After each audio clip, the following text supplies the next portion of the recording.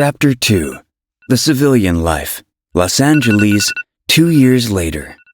The sudden sound of Jack's alarm startled him, causing him to jolt up in his twin mattress, which lay on the floor, and groggily reached over to shut it off. He looked at the time, reading 10:30 a.m., and slumped back into his pillow. The fan was still spinning as Jack looked up at the ceiling. He yawned as he ran his hand through his disheveled hair and emerging beard, slightly squinting as the summer sun began to drift in through the windows of his studio apartment. Jack's apartment stood at 180 square feet, held in by 4 white walls and a window, a popcorn ceiling, and a stained gray carpet with an attached bathroom.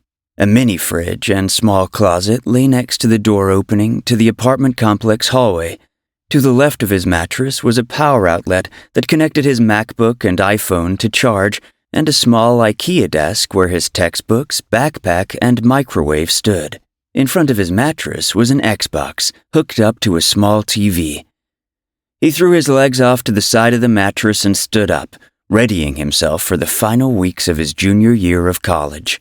He walked over to the closet, pulled out a pair of yesterday's jeans, and grabbed his water bottle as he walked over to the bathroom sink to fill it up.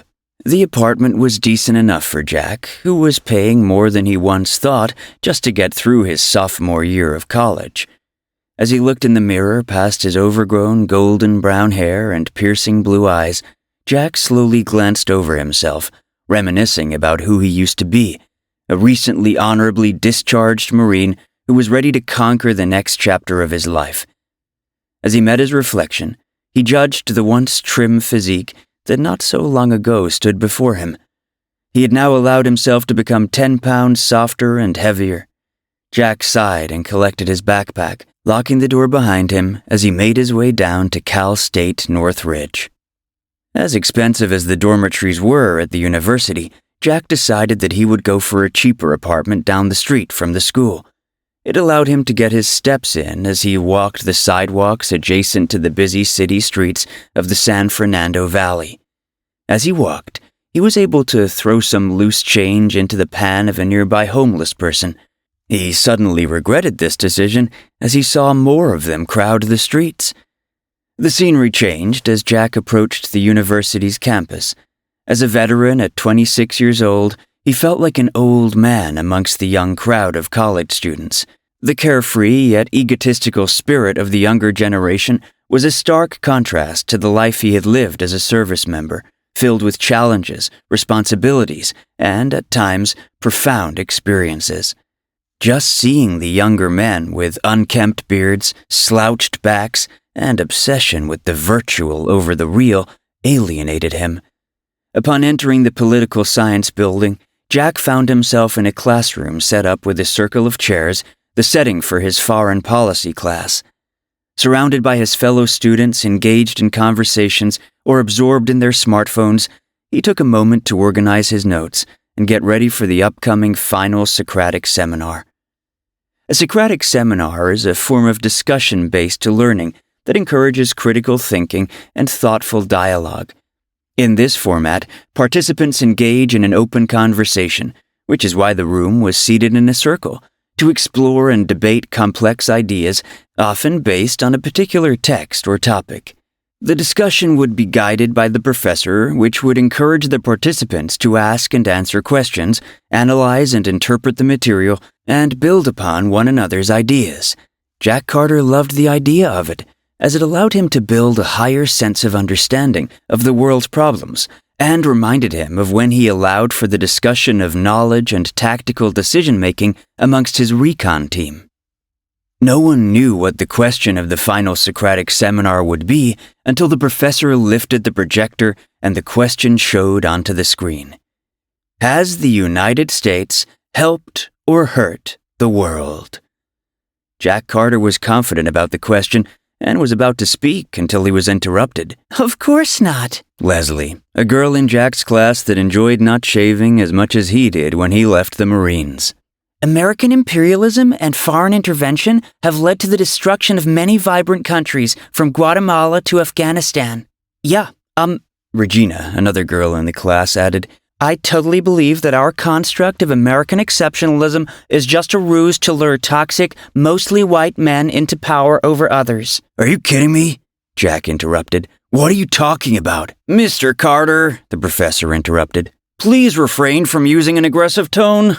But I'm not being aggressive, Jack protested with a calmer tone, which was met with the rolling of the eyes of Leslie and Regina. I just think that our programs to aid other countries has helped a lot. My time in the Marines. With a known organization dedicated to inciting terror and recruiting less educated men to fight wars for oil? Leslie finished. Struggling to calm himself, Jack Carter continued to explain.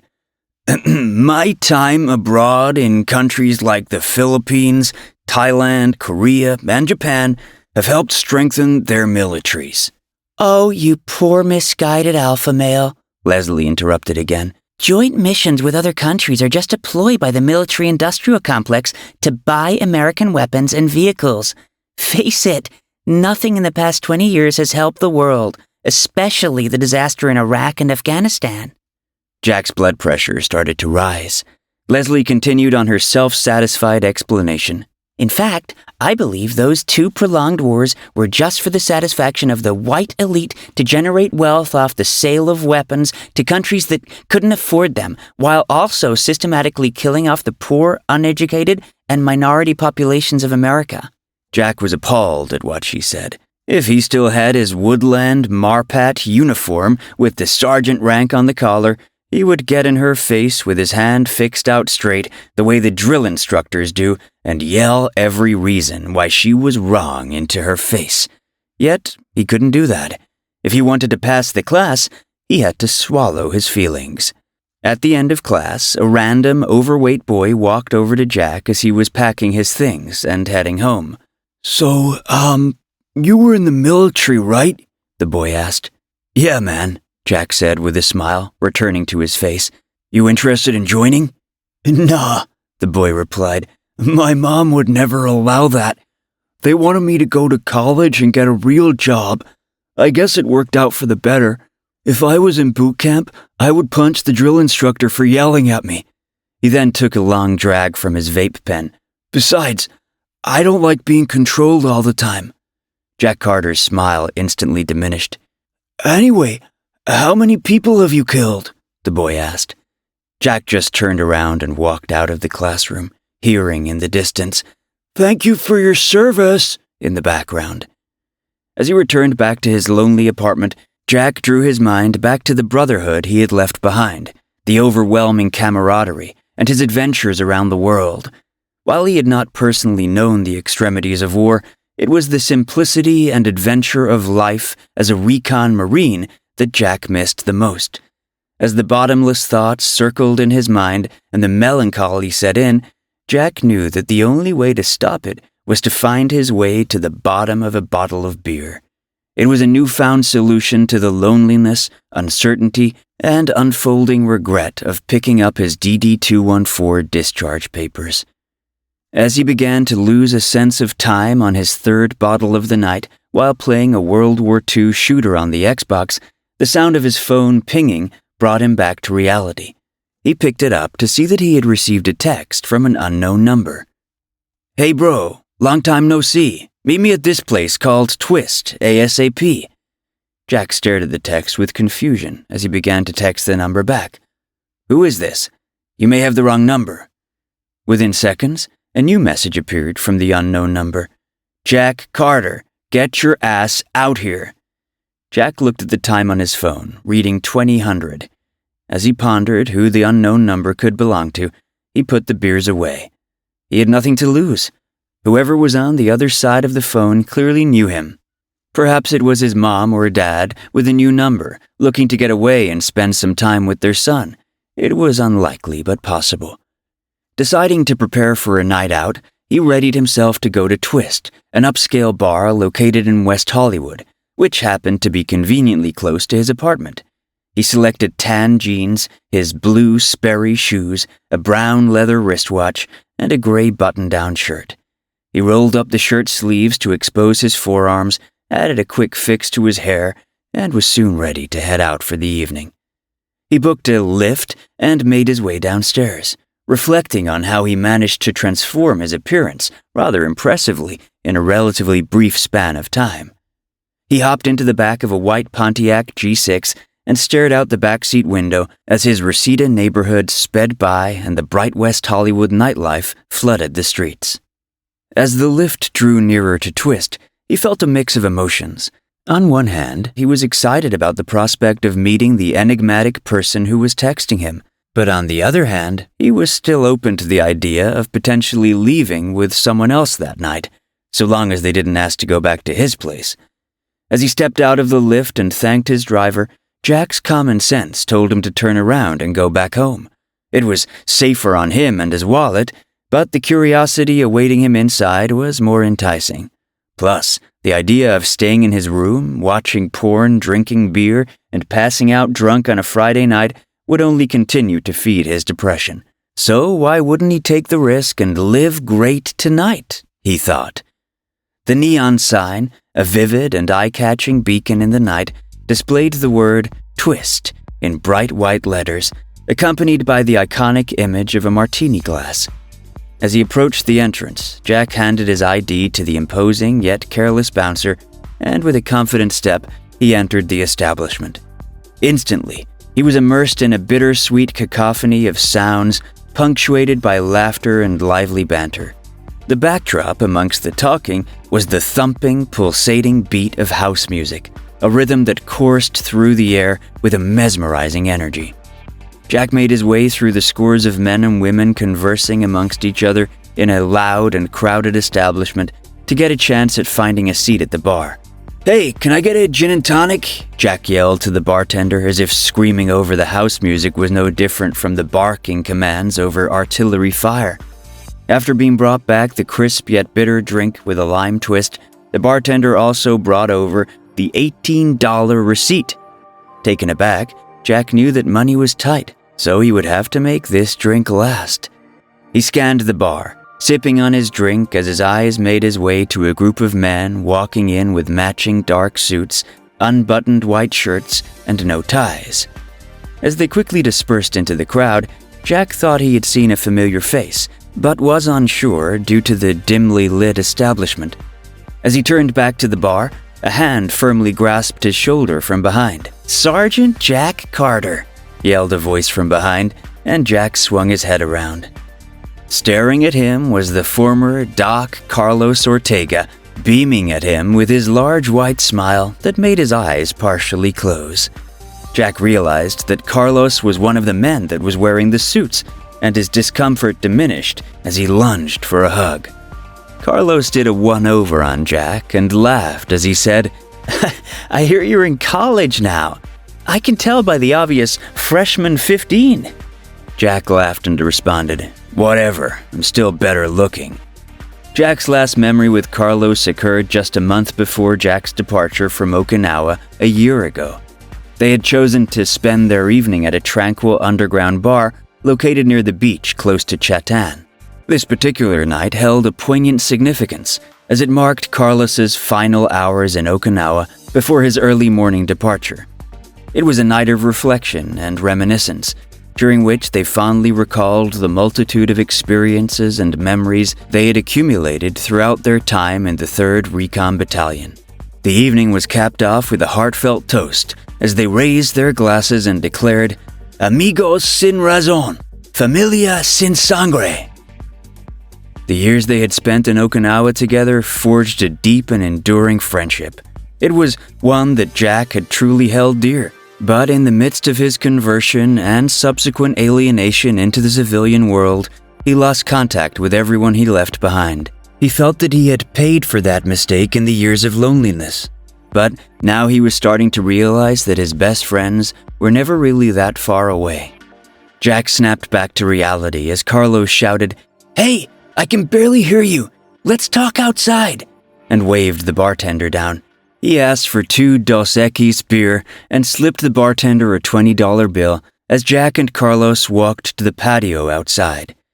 The patio was adorned with cushioned chairs and sofas situated around fireplaces. A few people, getting over their drunken stupor and surrounded by their friends, occupied the area. Jack and Carlos took a seat next to the fireplace away from potential eavesdroppers. "So, what have you been up to?" Jack said, taking the first sip of the beer. "Dude, I just got back from doing some security in Venezuela. I am just in the area for the week because that contract is up." Jack then told Carlos about his past 2 years in college, and then about what Leslie had said today. "I would have kicked her ass," Carlos laughed. Jack felt like he was on a port call again with his doc, his brother.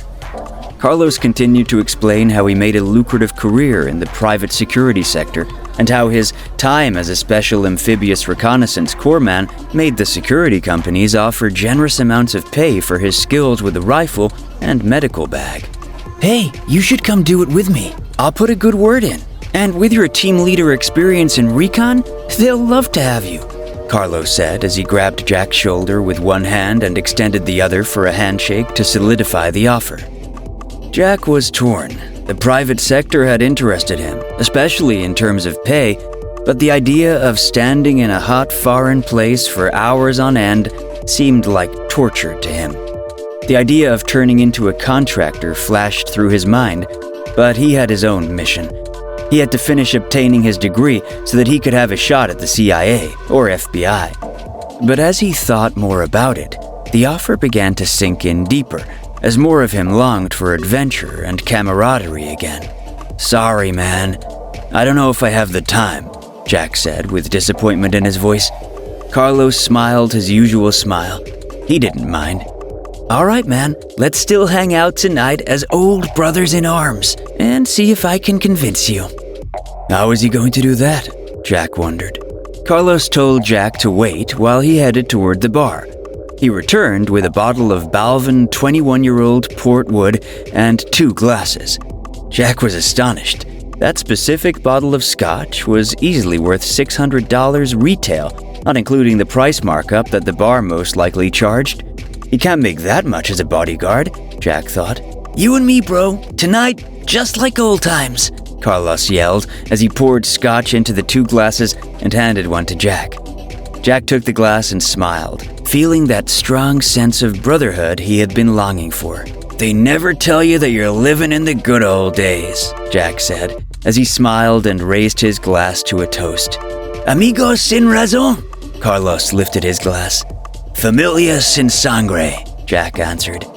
The scotch went down with a silky smooth vanilla aftertaste. Worth every penny, Jack thought. As the drinks of the night began to set in, Jack began to feel lighter, yet energetic from the reunion with Carlos. He looked over to Carlos and got the sense that he was also starting to feel the same way.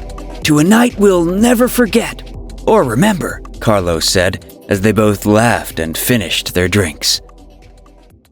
Jack squinted as he opened his eyes to the bright sun and throbbing headache.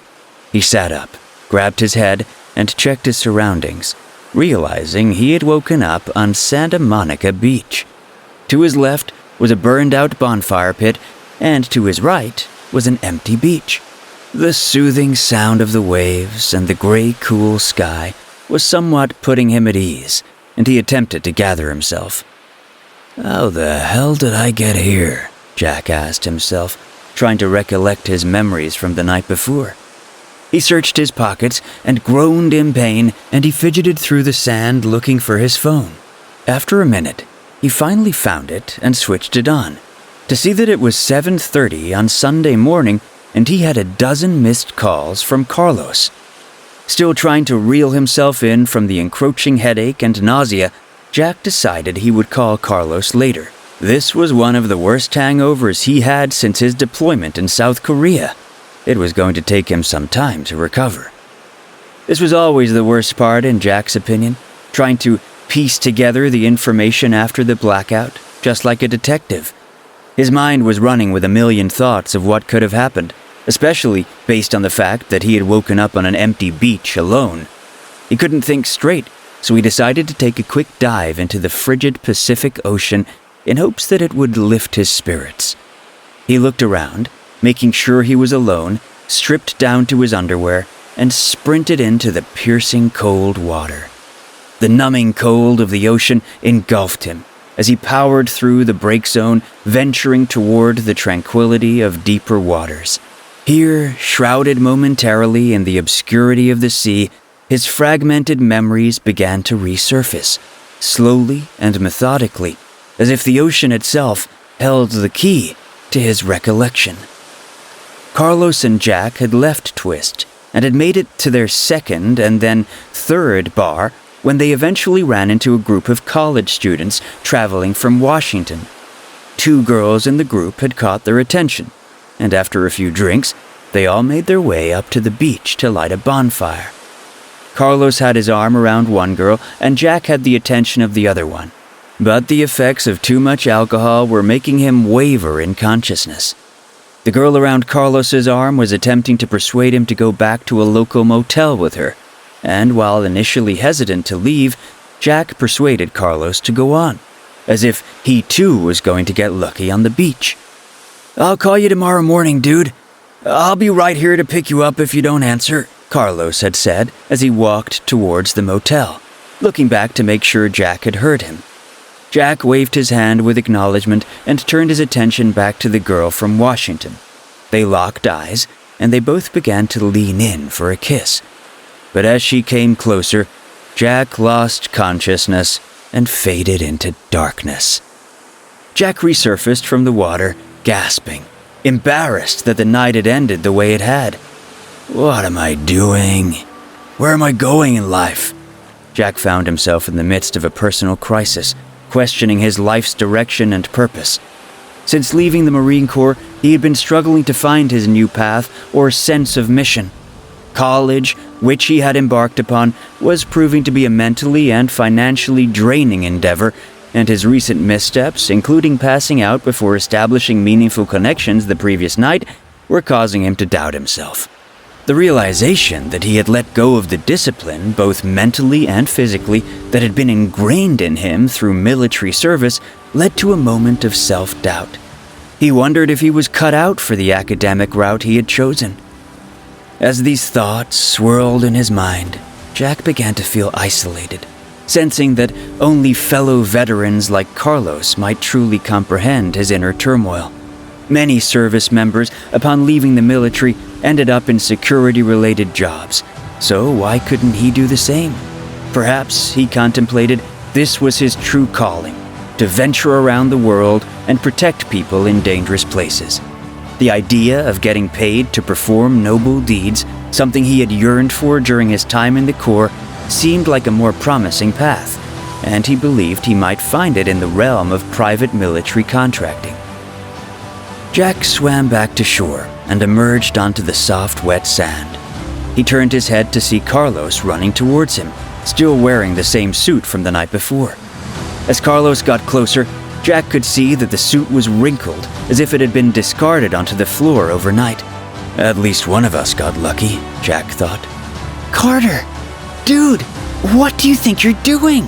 Carlos panted in confusion and astonishment as he tried to catch his breath. Jack stood there, trembling from the cold and thinking, what am I doing?